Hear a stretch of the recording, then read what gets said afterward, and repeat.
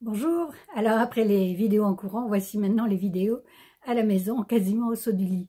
En fait, je vais pas faire de vidéos en courant au moins jusqu'au marathon, parce que je dois suivre un entraînement précis et non pas bavarder pendant mes entraînements comme je l'ai fait précédemment. Donc me voici tranquillement à la maison, je vais aller courir tout à l'heure. Et je voulais vous parler aujourd'hui de la calligraphie, comme l'indique le titre de cette vidéo. Et j'ai eu l'idée d'en parler, le désir d'en parler hier, après avoir assisté à une conférence du professeur Joël Bellassem à la mairie du 13e arrondissement de Paris, dans le cadre des festivités du Nouvel An lunaire, puisque dans le 13e arrondissement de Paris, il y a une importante communauté chinoise et asiatique. Joël Bellassem a entrepris de parler de la fonction poétique de l'écriture chinoise. Alors, pour un universitaire comme lui, qui est un sinologue reconnu, renommé, la fonction poétique, ce n'est pas la poésie comme on l'imagine, comme on l'entend généralement, hein, c'est autre chose.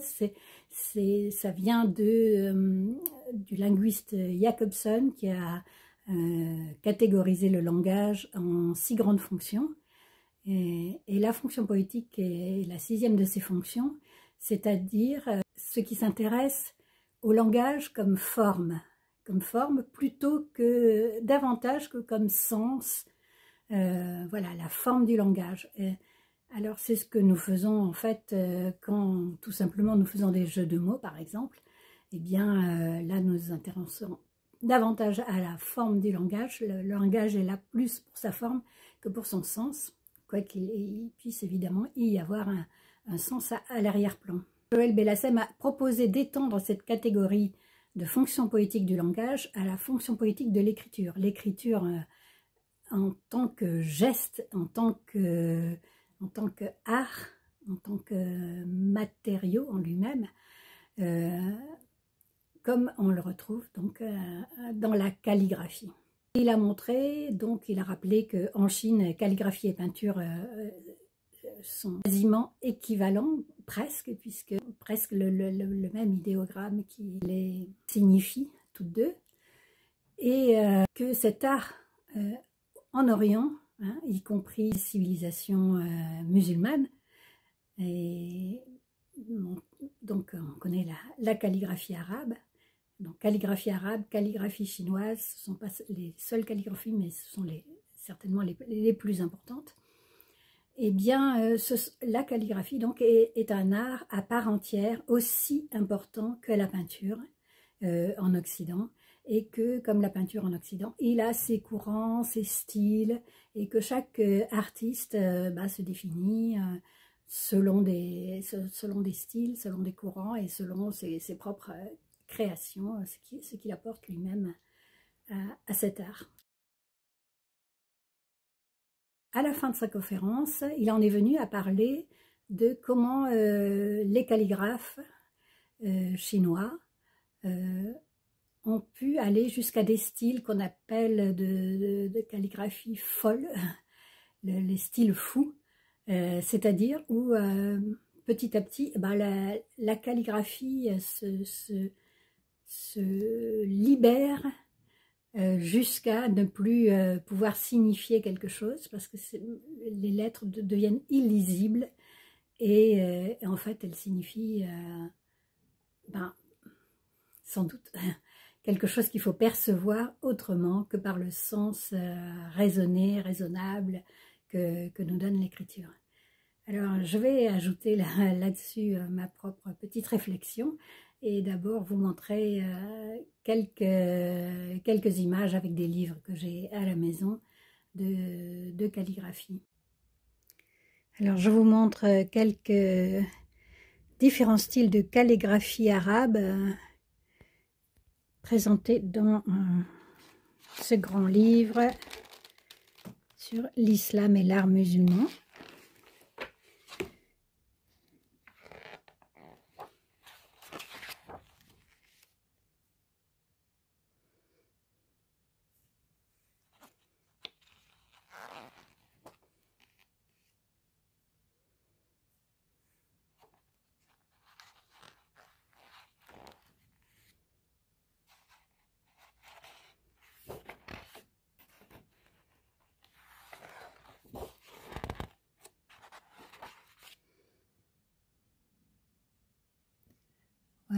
vous voyez,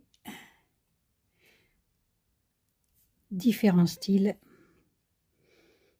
Kufique, enfin, ici, dans le livre, tout est détaillé, tout est expliqué. Là, ce n'est pas mon propos aujourd'hui de faire le détail, mais voilà, de rappeler un peu tous les styles.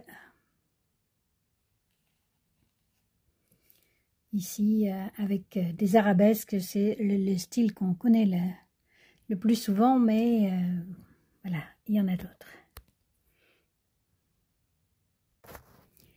Alors ici, j'ai un livre avec des textes de Rumi qui est accompagné de peintures de Rachid Koraïchi, qui ne se définit pas comme calligraphe, mais qui est visiblement inspiré par la calligraphie et qui n'hésite pas à se servir de l'esprit de la calligraphie. Voilà, dans ses peintures. Ici pour accompagner donc les textes de Rumi.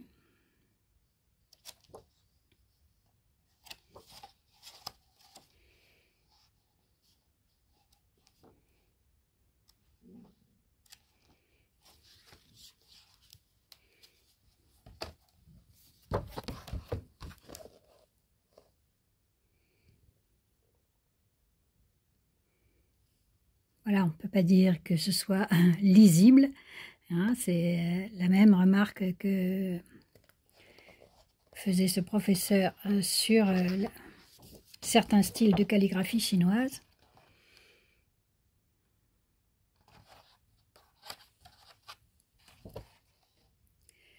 Mais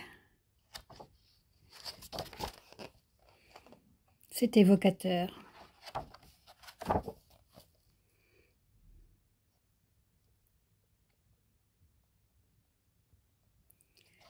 Voilà, et ça me rappelle d'ailleurs, parce qu'il y a la calligraphie en Occident, comme on l'a dit, est assez peu présente, en tout cas n'est pas un art majeur comme en Orient. Mais je vais vous montrer quelque chose. Voilà, ces œuvres me rappellent quelque chose que j'ai dans un autre livre et que je vais vous montrer. Voilà, alors là, c'est un livre sur les images du monde, c'est-à-dire du cosmos en fait.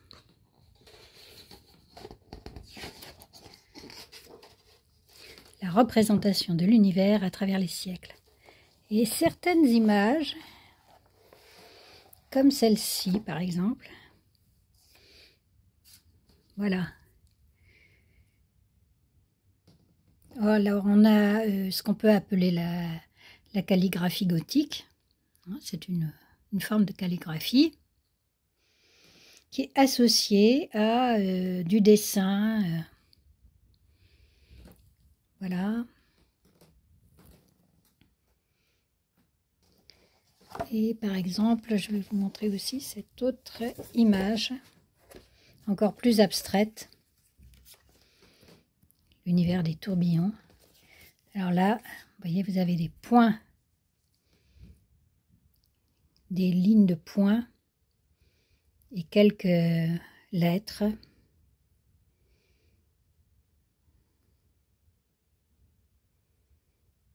Voilà, là on est dans quelque chose qui rappelle même ce qu'on pourrait appeler la calligraphie préhistorique. Vous savez, au fond des grottes, on trouve des gravures de lignes et de points qu'on ne sait pas déchiffrer, hein, qui datent de dizaines de milliers d'années.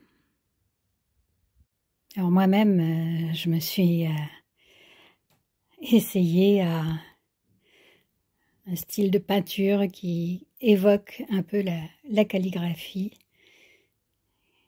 et le monde, le cosmos, l'univers.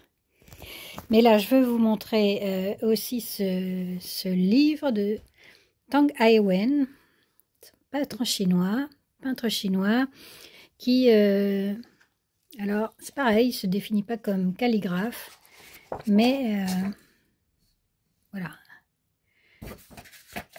on peut voir tout à fait qu'il utilise en fait l'esprit de la calligraphie.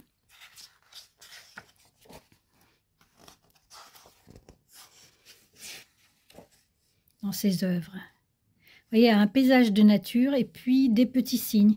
Alors, Joël Belhassen y est rappelé qu'en Chine, la nature n'est parfaite que si elle est accompagnée de calligraphie. Alors, c'est pour ça qu'on trouve sur des rochers ou sur des panneaux dans la nature des calligraphies qui s'inscrivent dans le paysage.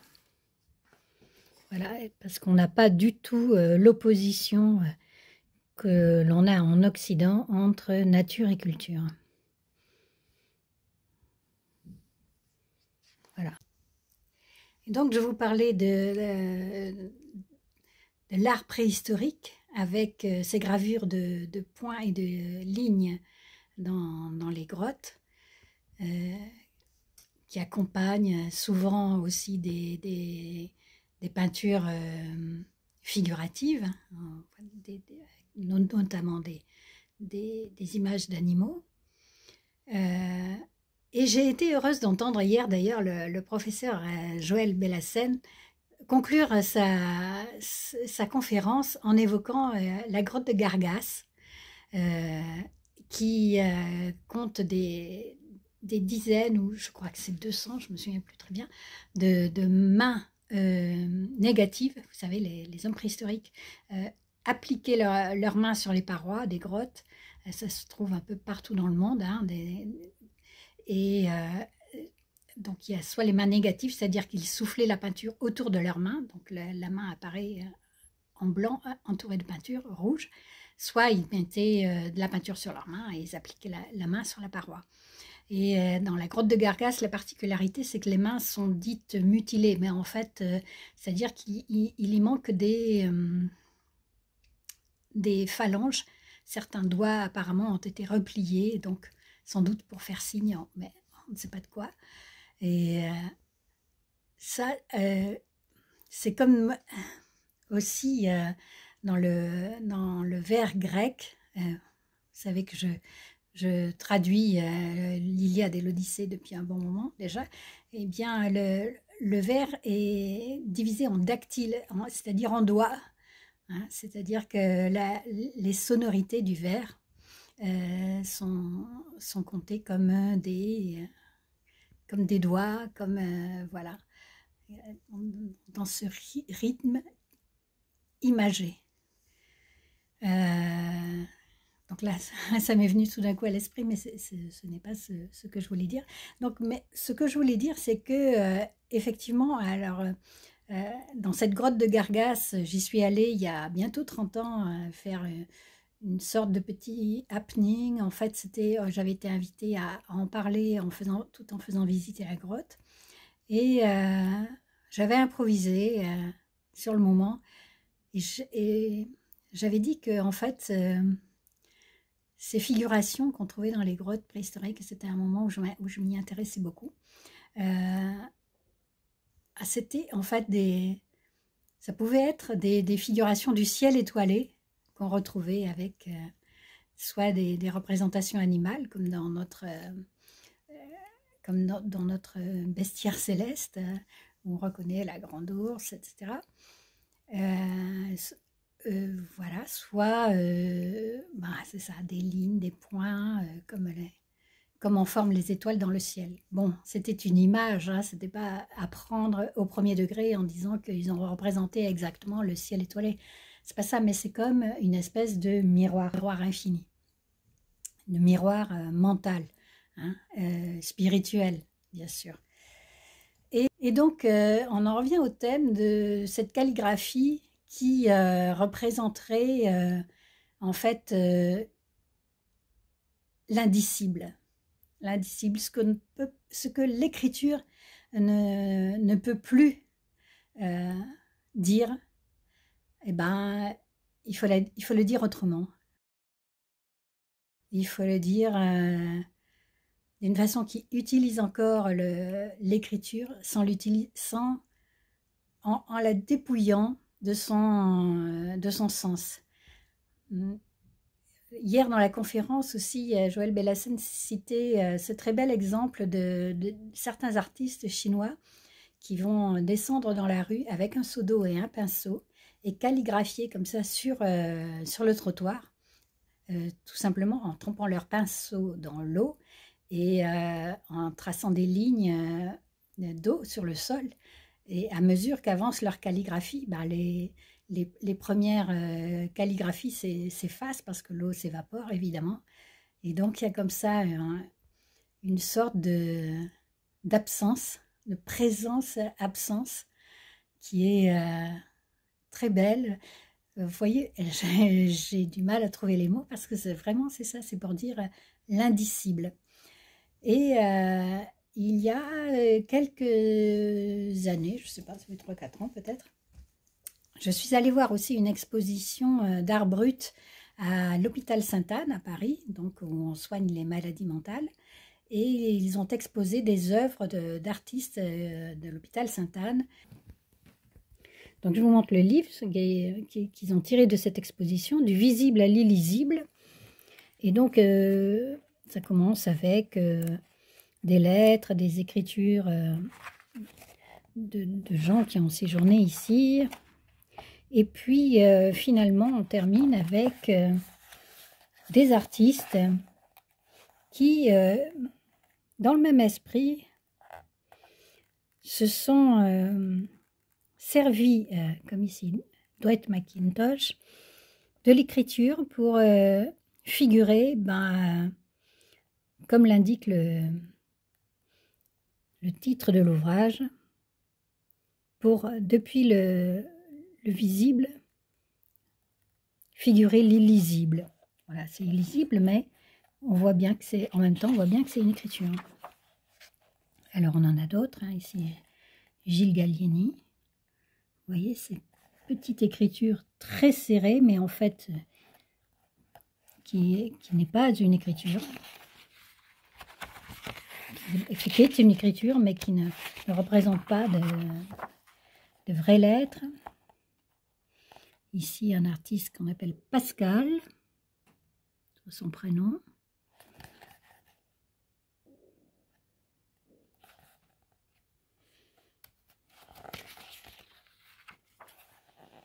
Ici, Nicolas Aiello.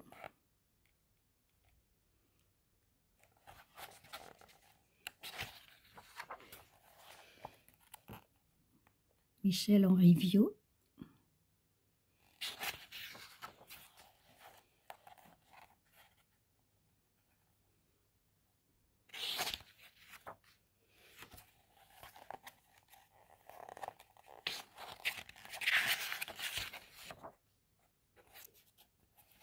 Là, il y a aussi des street artistes qui pratiquent la calligraphie, en fait. Hein, les graffeurs, vous voyez des semblants de lettres écrites comme ça, avec beaucoup d'art.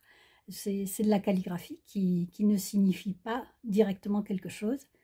Il y a aussi maintenant, on appelle ça le calligraffiti, hein, ça se fait beaucoup pour orner même des murs. Donc voilà, tout ça c'est une tendance pour essayer de dire ce qui est indicible. Et finalement, je pense à Rimbaud, qui,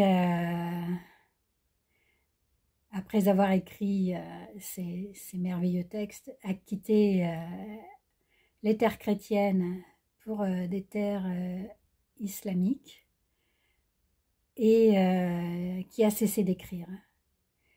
Et je vais terminer, je pense, en vous montrant des poèmes de Rimbaud écrits de sa main, du temps où il écrivait. Et je pense que le fait qu'il ait cessé d'écrire est tout aussi parlant, même si on ne peut pas y mettre de mots, que le fait qu'il est écrit. Et cela nous interroge tout autant, au moins tout autant. Je finis ma vidéo avec ces écritures de Rimbaud et je vous retrouve bientôt.